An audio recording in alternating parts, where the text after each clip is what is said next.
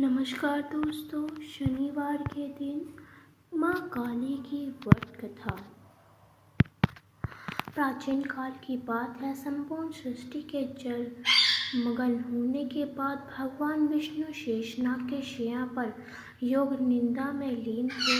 तभी उसी समय अचानक भगवान विष्णु के कान से मधु और केटव नाम के दो पराक्रमी असुर उत्पन्न हुए।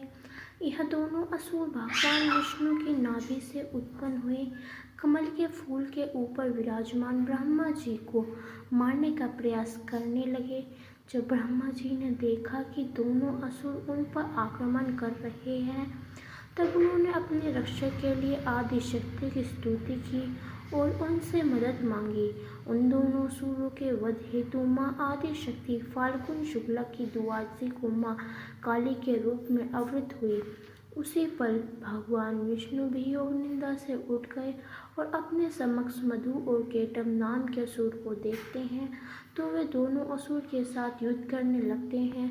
5000 वर्ष तक यह घन घोर युद्ध चलता रहा, परंतु भगवान उन्हें परास्त करने में असफल हुए, क्योंकि दोनों असुरों को माँ आदि शक्ति ने पहले से ही इच्छा मृत्यु का वार दिया था।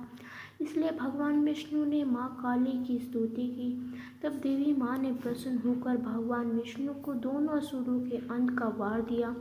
देवी माँ की माया के प्रभाव से सम्मोहित होकर दोनों असुर भ्रमित हो गए।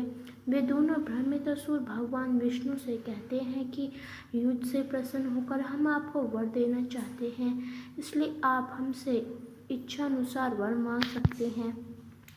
तब भगवान विष्णु उनसे कहते हैं कि यदि तुम लोग मुझसे प्रसन्न हो तो मुझे यह वरदान दो कि तुम्हारी मृत्यु मेरे द्वारा हो जाए। महाकाली की माया से भ्रमित हुए दोनों असुर भगवान विष्णु को यह वरदान दे देते हैं कि आपने द्वारा हमारी मृत्यु होगी। तत्पश्चात भगवान विष्णु दोनों असुरों के मस्तक को सुदर्शन चक्र से काट देते हैं। उनकी मृत्यु के पश्चात महाकाली विश्राम के लिए हिमाचल चली जाती है।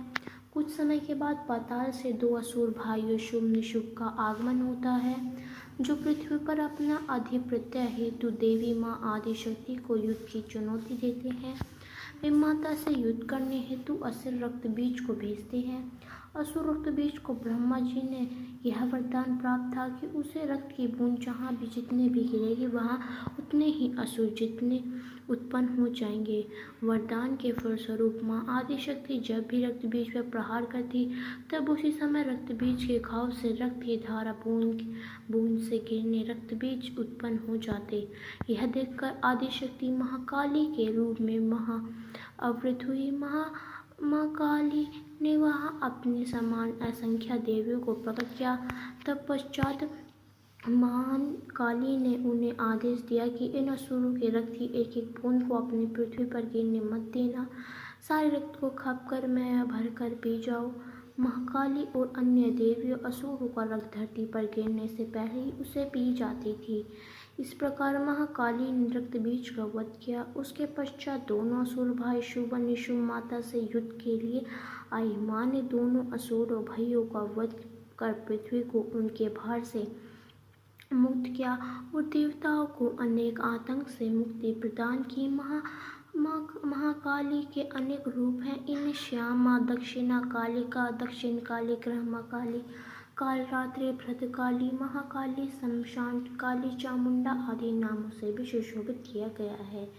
तो ये थी हमारी सावन मास में शनिवार के दिन महाकाली की व्रत कथा। आपको कैसे लगी हमें कमेंट कर ज़रूर बताएं और अंत तक हमारे साथ बने रहने के लिए आप सभी का बहुत बहुत धन्यवाद। मिलते हैं एक और नई कहानी के साथ।